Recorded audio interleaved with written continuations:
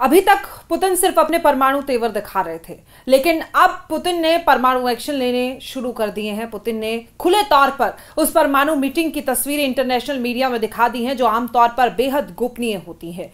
दावा किया जा रहा है कि पुतिन ट्रंप की परमाणुबाजी के खिलाफ खुलकर परमाणु चैलेंज दे रहे हैं, क्योंकि यूक्रेन का पूर्वी हिस्सा रूस के कब्जे में तेजी से आता जा रहा है।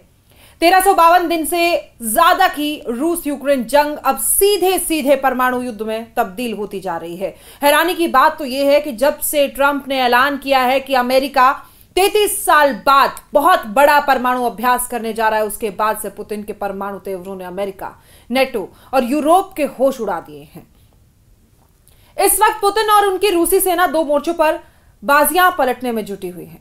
पहली है पूर्वी यूक्रेन के डोनेत्स्क के पोक्रोवस्क में, जहां रूसी सेना ने यूक्रेनी सेना को चारों तरफ से घेर लिया, या ये कहें कि अब किसी भी वक्त पोक्रोवस्क में यूक्रेनी सैनिक रूसी सेना के सामने सरेंडर कर सकते हैं। इधर दूसरी तरफ राष्ट्रपति पुतिन ने अपनी सेना के चीफ, रक्षा मंत्री और परमाणु फोर्स के कमांडरों और वरिष्ठ अधिकारियों के साथ मीटिंग में खुलेआम ऐलान कर दिया है कि अगर अमेरिका परमाणु अभ्यास करता है तो रूस उससे भी बड़े स्तर पर एटमी अभ्यास करेगा, और इसको लेकर पुतिन ने अपनी परमाणु फोर्स को परमाणु तैयारी बेहद तेज करने के साफ निर्देश दे दिए हैं। पुतिन के इन परमाणु तेवरों की वजह से ट्रंप की बोलती बंद हो गई, जबकि नेटो के चीफ मार्क रूट ने रूस और राष्ट्रपति पुतिन को नेटो और यूरोप के लिए कभी भी खत्म ना होने वाला खतरा बना दिया है। हम आपको दिखाने जा रहे हैं कि कैसे पुतिन ने जमीन पर यूक्रेन, अमेरिका और नेटो को चारों खाने चित कर दिया, जबकि दूसरी तरफ अपने परमाणु हथियारों से अमेरिका और यूरोप को खुला परमाणु युद्ध का चैलेंज भी दे दिया है। राष्ट्रपति पुतिन और रूस के रक्षा मंत्री और रूस की सेना के चीफ, या ये 37 सेकंड का वीडियो यूक्रेन के साथ साथ अमेरिका, यूरोप और नेटो देशों में तहलका मचा चुका है। पुतिन ने इस परमाणु मीटिंग से ट्रंप की उस धमकी और परमाणु एक्शन की हवा निकाल दी है, जिसके दम पर अमेरिका और राष्ट्रपति ट्रंप पुतिन को परमाणु चैलेंज देने में जुटे थे।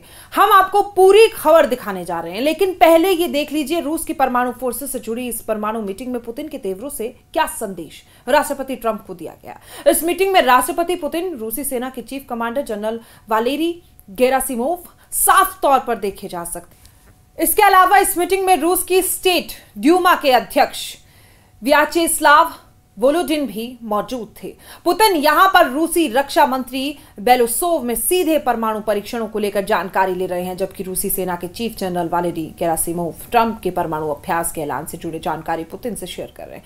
वहीं पुतिन मीटिंग में सभी की बात सुनने के बाद एक लाइन में कहते हैं कि मैं आप सभी को परमाणु परीक्षण का स्पष्ट निर्देश देता हूं। अगर अमेरिका परमाणु अभ्यास शुरू करता है तो हम आपको बता दें कि राष्ट्रपति डोनाल्ड ट्रंप के बाद अब रूसी राष्ट्रपति व्लादिमीर पुतिन ने भी परमाणु परीक्षण को लेकर बड़ा ऐलान किया है। उन्होंने रूसी अधिकारियों को आदेश दिया है कि वो परमाणु परीक्षण करने संबंधी योजनाओं को तैयार करें और उनके सामने पेश करें। पुतिन ने कहा है कि अगर दूसरे देश परीक्षण करते हैं तो रूस पीछे नहीं रहेगा। 3 साल 7 महीने से ज्यादा की रूस यूक्रेन जंग यूक्रेन के साथ साथ अमेरिका लिए नासूर बन चुकी है। जोरदार परमाणु युद्ध की तैयारियां रूस की तरफ से शुरू हो चुकी है। भारी ट्रकों पर लदी रूस की परमाणु मिसाइलें उस ठिकानों पर पहुंच चुकी है जहां से वो अपने दुश्मनों पर हमला करेगा।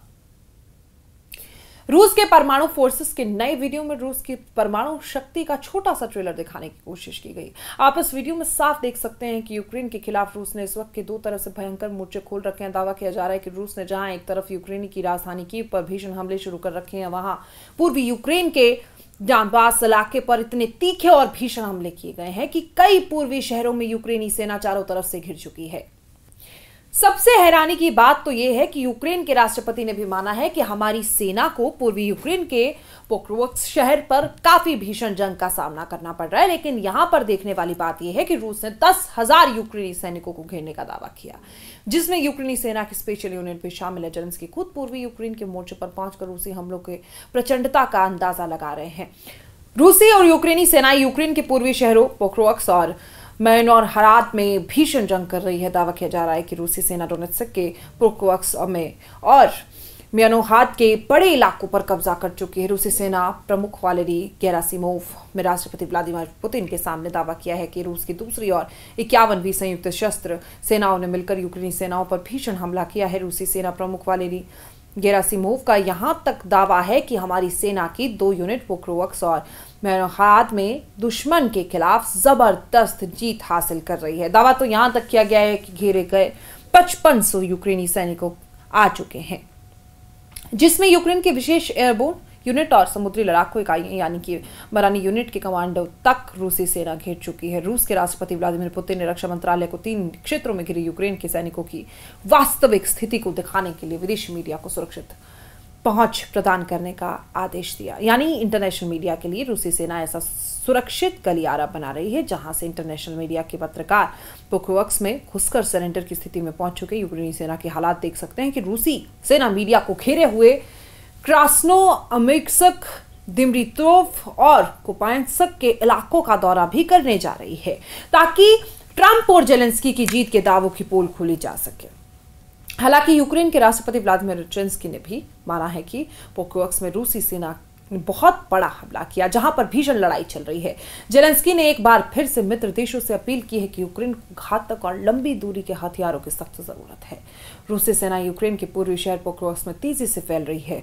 पोक्रोव्स्क को शहर है जहां पिछले हफ्ते दोनों पक्षों के हजारों सैनिक मारे गए थे। इस इलाके में रूसी सेना 21 महीने से यूक्रेनी सेना को तबाह करने में जुटी है। अब दावा किया जा रहा है कि 21 महीने बाद रूसी सेना पोक्रोव्स्क पर कब्जा करने के अंतिम पड़ाव में पहुंच चुकी है। वॉशिंगटन स्थित think tank institute for the study of war यानी ISW के मुताबिक जियोलोकेशन फुटेज में रूसी सैनिकों को मध्य उत्तरी और उत्तर पूर्वी पोक्रोव्स्क में दिखाया गया है।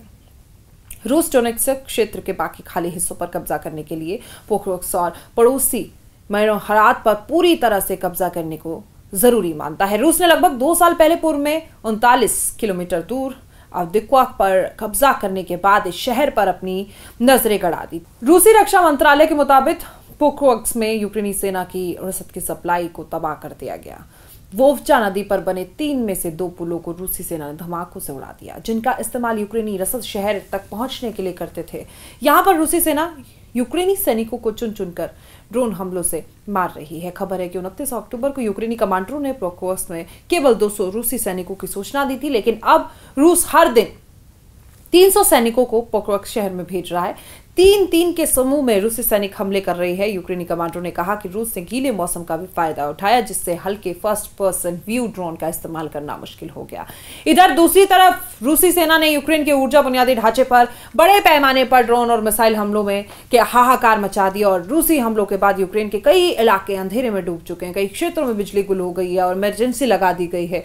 यूक्रेनी प्रधानमंत्री ने मॉस्को की इस रणनीति को व्यवस्थित ऊर्जा आतंक कहा है। इन हमलों में दर्जनों लोगों की मौत हो गई है। यूक्रेन के राष्ट्रपति व्लादिमीर जेलेंस्की के मुताबिक रूस ने इस हमले में 650 से ज्यादा ड्रोन और विभिन्न प्रकार की 50 से ज्यादा मिसाइलें दागी हैं। अब ऐसे हालात में रूस के परमाणु तेवरों ने यूरोप, नेटो और अमेरिका के भी होश उड़ा दिए। अब देखना होगा क्या अमेरिका रूस की परमाणु धमकियों को नजरअंदाज करते हुए क्या रूस के खिलाफ जंग का सीधा मोर्चा खोलता है या नहीं।